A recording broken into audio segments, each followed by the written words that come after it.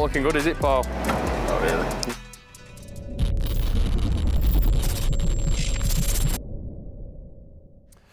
Right then, welcome back to the channel, and as if we haven't got enough going on at the minute, we are dusting off our Seat Arosa. So if you're not familiar with the Arosa, this is one of our probably most well-known projects. It has been sat in the corner of the workshop for, what, 5 years now. I think the last time this came out was at TOTB, July 2019. So quite a while ago. Before that, the time it came out was when we did our, well, at the time, the record for the world's fastest front-wheel drive diesel, which was a 9.46 at 150.55 mile an hour.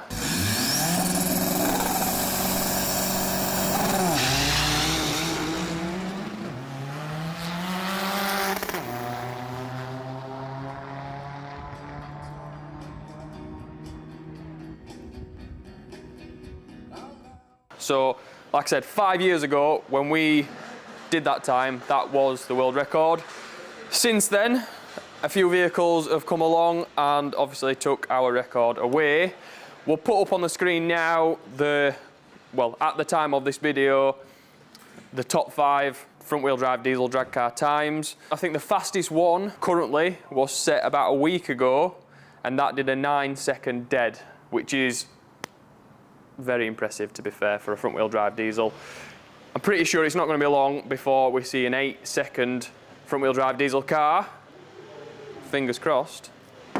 This can be one of them. So if you're not familiar with the Arosa and this is the first time you've seen this on the channel, let's have a quick look around it and we'll show you what's going off. So, in fact, before we start with the engine, we'll start with... Nope, that's might be a two-man job. There we go. Before we start with the engine, we'll have a quick look around the vehicle. As you can see, it started life as a box standard Seat Arosa. Now, compared to a lot of other diesel drag cars, especially the ones that have bet our time, this is still very, very standard. So you'll probably notice we haven't got fancy tubular chassis going on. We've got the standard suspension turrets, we've got the standard chassis legs, plastic bumpers, not fiberglass, still got aluminium wing, or might be steel, wide arches, metal, metal, metal, metal. You're kind of getting the gist. Even the boot lid, that's an aluminium one from the Lupo 3L, I think it is. Obviously, we've got the cage inside to meet the regulations. We have cut the door cards and things like that to make them a little bit lighter, but we've still got the standard floor. From the rear onwards, we have cut out the floor, but pretty much that is about it. So, like I said, comparing this to the other drag cars that have bet the time, this is pretty lardy. I think this weighs about 850 kilo. Put up exactly what it weighs.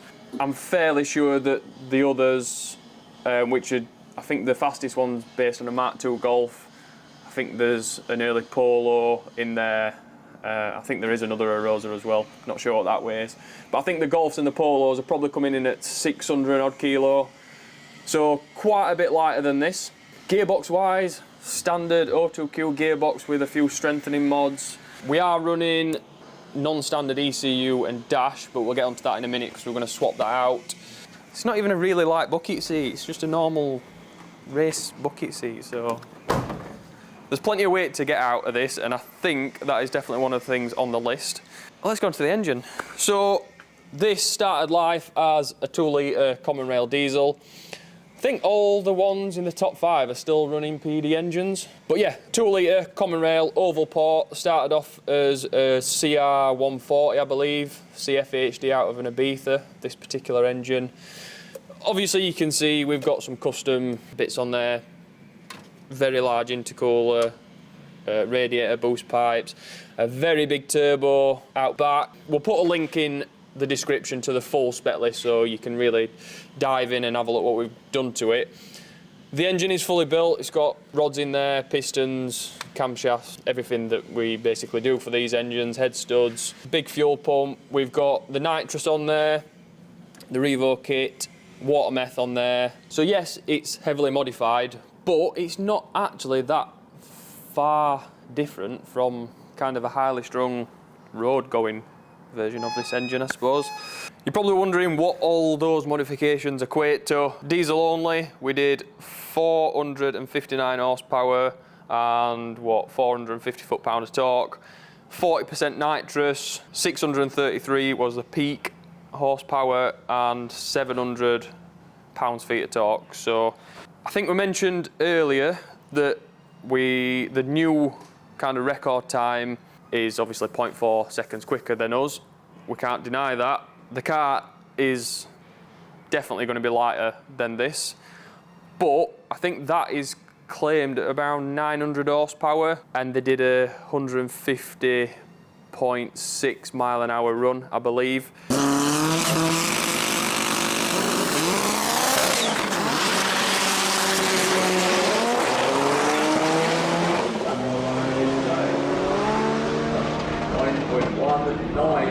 This is going to be a 150 miles an hour. I had to check that on the screen. So when we did our 946 run, we did 150.55 mile an hour, and then I think the fastest terminal speed that we've done is 151 point something. We'll put that up on the screen. Big discrepancy. This is supposed to be 630 horsepower. That's supposed to be 900 horsepower. Yet the terminal times are still very, very similar. So we don't think we're massively behind with the power in the race to the top, I suppose. I think a lot of it is going to be to do with getting the weight out, putting the weight in the right places to make sure we get the traction. Talking of traction, we have these new for 2024. So these are forged really, really light wheels. It's a proper bead lock. So if you're not sure what a bead lock does, unbolt this, put the tyre as normal, and then this clamps onto the sidewall of the tyre. So when all the force is going through the wheel, and obviously you want as much grip on the tyre as possible, sometimes we'll put a slow motion up of what it looks like, but the wheel will actually slip inside the tyre. The bead lock basically stops that, so whenever the wheel moves, because it's locked onto the tyre should be moving with it, so you're not losing just that little bit of traction, I suppose. But yeah, really light. They should work pretty well. And then we've gone for an M&H Racemaster. Pretty much same size, I believe, as what we went for last time. I'll get Adam to put the size up of this tyre, what we're actually running. But yeah, fresh slicks. So the reason why we're kind of dusting it off is to get it ready for TOTB this year. We're not going to go crazy. We are initially just going to get the engine running, make sure nothing's changed since the last time. Like I said, we have started it since. I think we've done an oil and filter maybe a year or two ago, something like that. We started it up.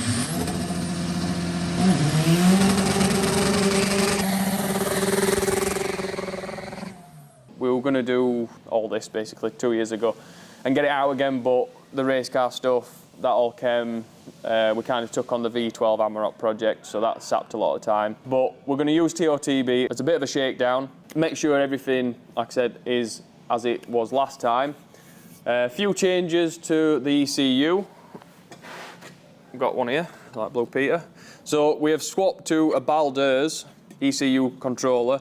The main reason why we've swapped to this is because we were quite limited to what control we had over a lot of parameters. The main one being boost. We couldn't actually request the amount of boost that we wanted, so we kind of had to trick the ECU into thinking it was doing a lot less boost and just change the scaling, which is not ideal.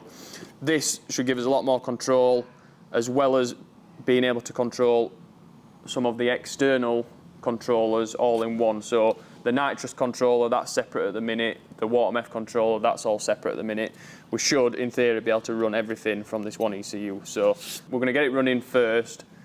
I think we're going to put these wheels on, just test fit them. And then after we've done that, we're going to be immobilising it again and making it not run to get this ECU on. And then in theory, well, we need to make sure we do the tuning to suit this ECU and get it out for TOTB. All being well at TOTB, that is when we're going to start doing the chassis modifications and maybe a few changes to the engine. So maybe you'll find out what that is. Maybe we'll keep it a secret. Who knows? So I'm going to let Paul crack on, get it running, and then we'll catch up with him a bit later on.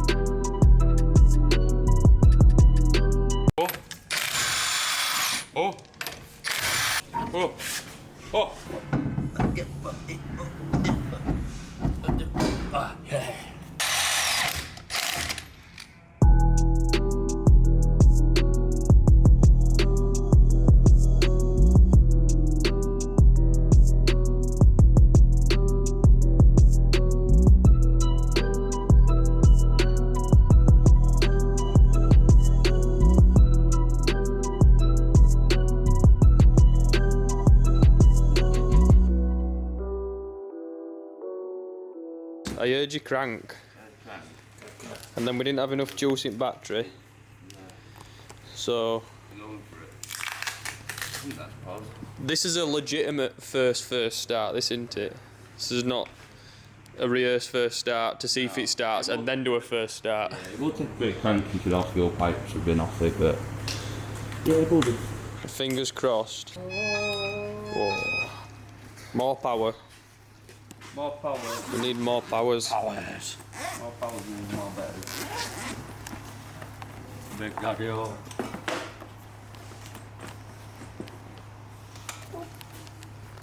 Battery of this. Yes. Something might happen. That's all right.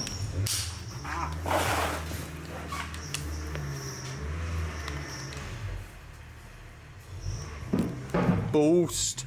Oh. Ready for it? Fucking hell. Bang! The What was that?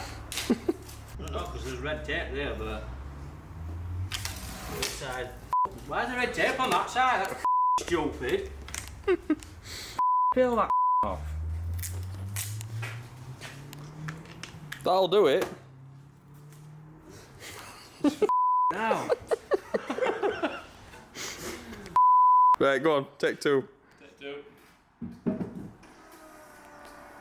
Oh. I don't want to know now. Cookie's just fried ECU. Fried it. Good job we bought another one. If you don't, I think starter might have cocked it. Why is the red tape on that side of the battery? Red for danger. Red for danger, red for it's going to blow your head off. Red for do not put red cable on this side. New employee. Although I've just seen what's just happened. Not for long. Still on probation. Yeah. I think you've failed your probation period. Red's this side. That one. Right, take three. 27.3.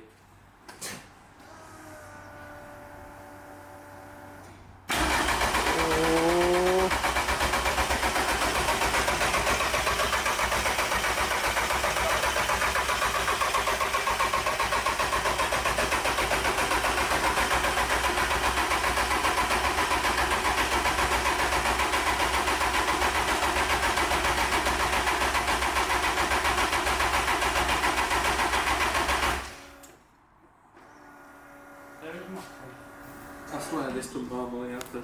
I swear. It's just been a while. It has been a while, Paul. Yeah. How long has it been? A while. It's been a while. Is there some fuel in it? Yeah. What are we missing, Paul? The cam sensor. Should be there. There's nothing there. So this is what happens when a car gets sat in workshop for many years. Yeah. People start pinching parts off it. I put one thing back on. Right, I'm going to go find the cam sensor and pull it back. No.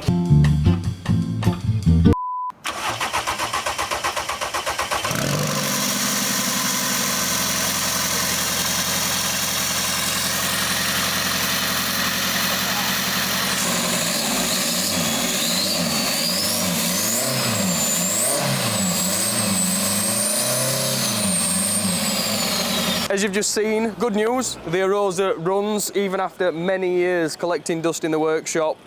Still pretty much just started up once we'd got all the bits back on there. Bad news, there's still quite a lot to do before this should be going to TOTB next weekend.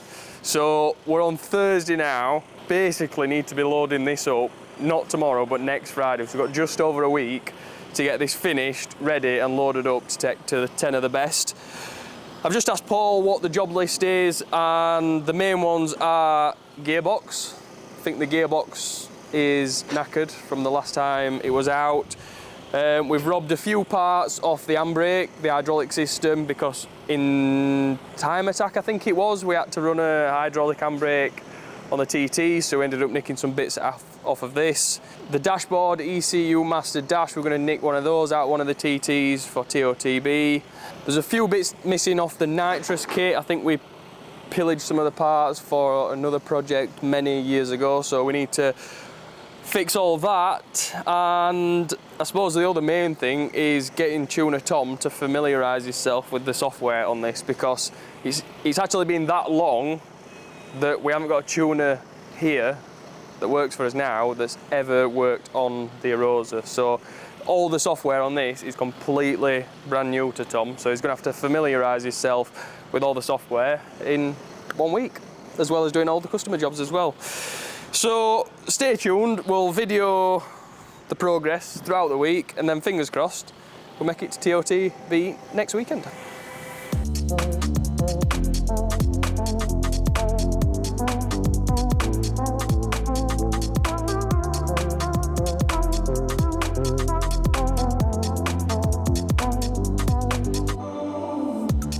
We'll start with good news. So, Paul has been busy with the ECU.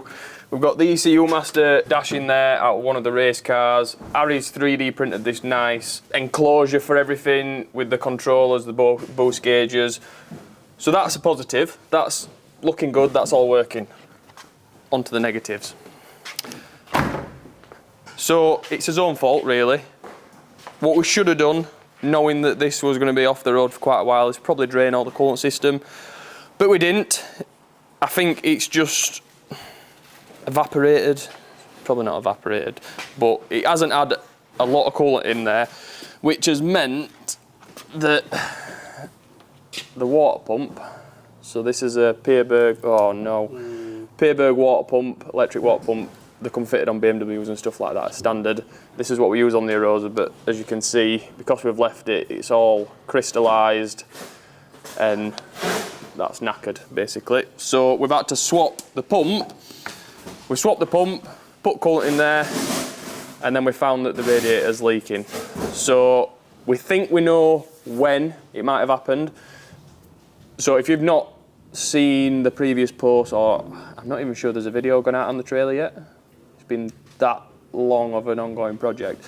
Anyway, basically we built an airbag trailer, slams on floor and all that. We were testing it to try and get a car on, make sure we could get the Arosa on so we could take it to the shows.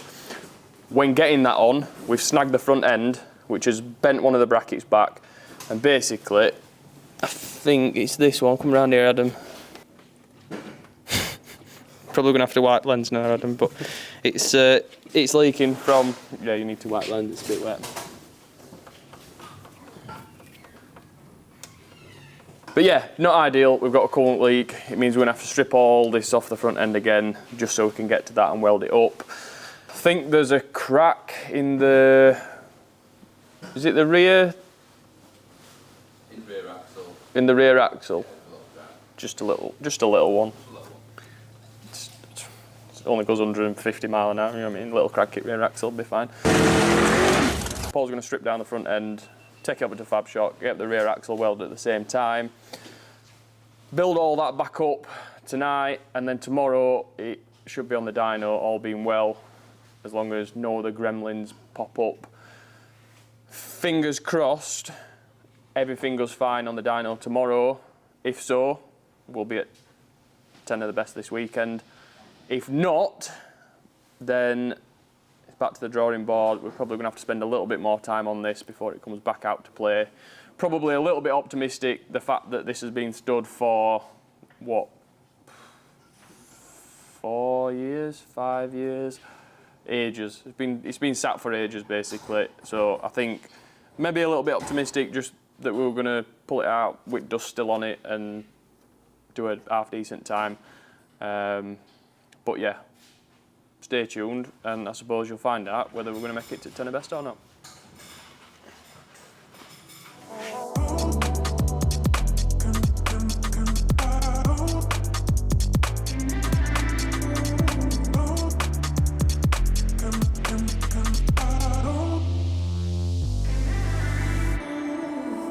It's not looking good, is it, Paul? Not really. No. So just put battery on. Hopefully it's going to recreate the problems that we've been having when we start it up. But in short, it's not running right.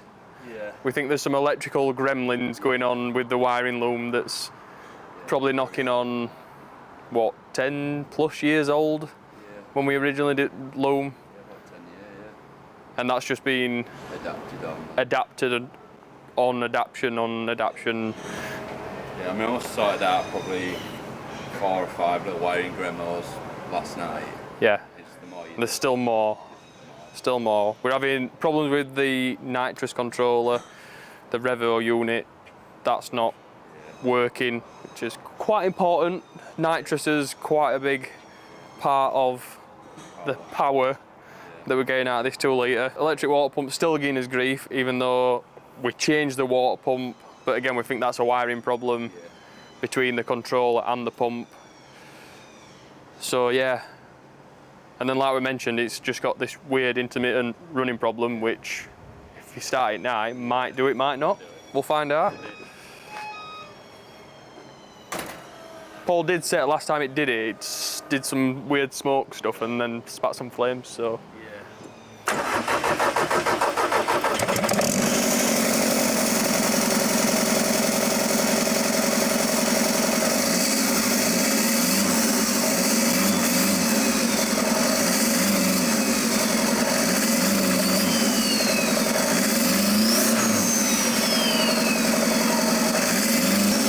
Not supposed to do that.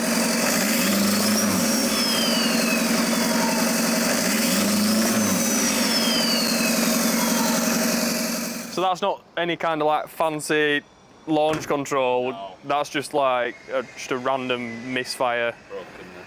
I think I've just knocked about at least 6 months off my life just inhaling that smoke. But yeah, sad. It's not going to go. It's not going to 10 at best. If you haven't already established that from what we've been saying. So we're gonna have to set a new deadline. Maybe Santa Pod? Yeah. Some more? It'd be nice to go to York first, maybe do a bit of testing before we trail it all the way down there, but Yeah. yeah. Just to make sure it's running right. Yeah. And then hopefully we'll get back out at Pod. What's towards back end of here? There's one around Bonfire Night, isn't there? Is it Flames and Thunder? Flames and Thunder, we've done that before, so yeah. A few things to sort out, but I suppose there's more to come. So yeah, that's it. Subscribe. If you want to watch what's going to happen in the future, like we said right at the beginning of this video, I think it's probably dragged on quite a lot now, but we've got some more plans for this, so subscribe if you want to see them. Sorry it's not the result that you wanted to see from this video, but we'll be back to be continued.